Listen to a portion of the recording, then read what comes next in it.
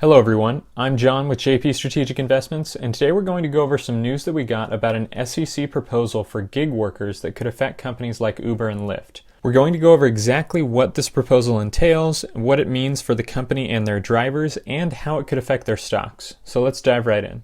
So a couple of days ago we got an SEC proposal that if passed would grant companies like Uber and Lyft the ability to pay up to 15% of their drivers' compensation with stock rather than cash. So an important thing to note here is that this is actually an SEC proposal. This was not something specifically put forward by Uber and Lyft. Now, of course, there was probably some lobbying done by these companies because it would most likely benefit them, along with their drivers, but the specific proposal is technically coming directly from the SEC. So why would the SEC be making a proposal like this? Well, further down in the document here, SEC Chairman Jay Clayton actually gives some reasoning here. He says, quote, "Work relationships have evolved along with technology, and the workers who participate in the gig economy have become increasingly important to the continued growth of the broader U.S. economy. The rules we are proposing today are intended to allow platform workers to participate at a measured level up to 15% of their compensation in the growth of the companies that their efforts support." So to give some background on this, generally only full-time employees are able to participate in stock-based compensation programs like this. So what they're saying is that they want to give gig workers, who for the most part are considered independent contractors and work part-time, the opportunity to participate in a limited stock-based compensation program. So let's go over for a second how stock-based compensation actually works and what the benefits are for the employees and the employer. So there are a few different types of stock-based compensation programs, and if the proposal does go through, it's not exactly clear what specific programs will be allowed, but the most common one is stock options. Now, the way stock options work is actually very similar to the way call options work. Basically, instead of paying an employee money, a company would give them an option to purchase a certain amount of shares of the company's stock at a certain price within a certain time period. For those of you familiar with call options, this should sound very familiar.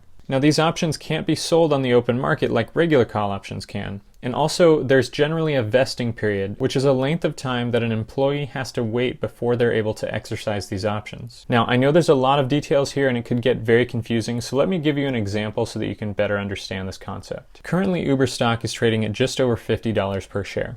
If Uber wanted to use stock options to pay part of a driver's compensation, what they could do is give that driver the option to purchase a certain amount of Uber shares at, for example, $50 per share at some time in the year 2022. Now, the number of shares and the price at which the driver has the option to purchase them, which in this example is $50, would be decided based on the employee's compensation and projections for where Uber stock will likely be in the year 2022. For those of you familiar with options, this is like the premium you would normally pay for an option and would be calculated using a similar formula to the Black-Scholes method. For example, if based on the formula they projected that Uber stock would be about $70 by the end of 2022, then they might give the driver the option to buy 100 shares at $50. That way, when the driver exercised the option, they would be able to buy 100 shares at $50 and then sell them for $70, making a profit of $2,000, which is what they would have gotten initially. So let's use this example to go over some benefits for the driver, and then we'll take a look at how it could benefit Uber as well. So the first benefit for the driver is that if Uber does really well and their stock shoots way over $70 in the next year or two,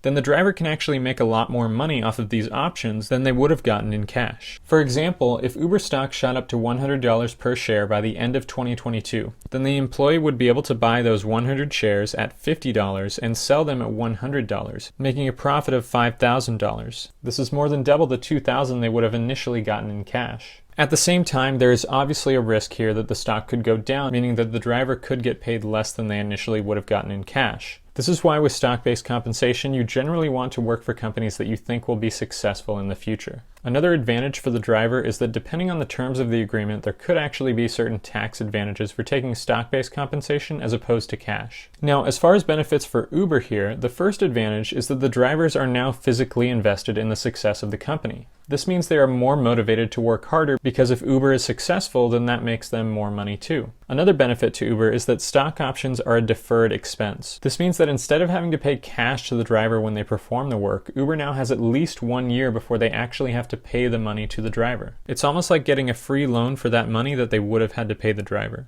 This will allow them to have more money on their balance sheet and give them the ability to make more strategic investments if they so choose. Not only that, but usually companies are allowed to issue more shares for this type of compensation rather than give up the shares they currently hold.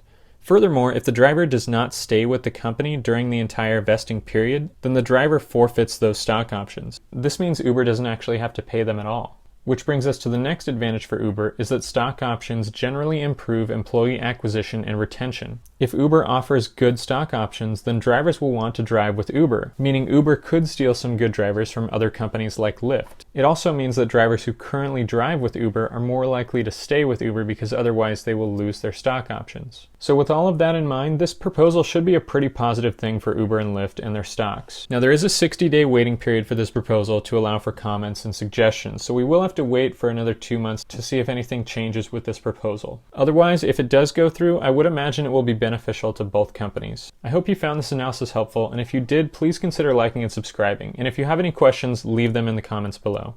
Other than that, have a great day.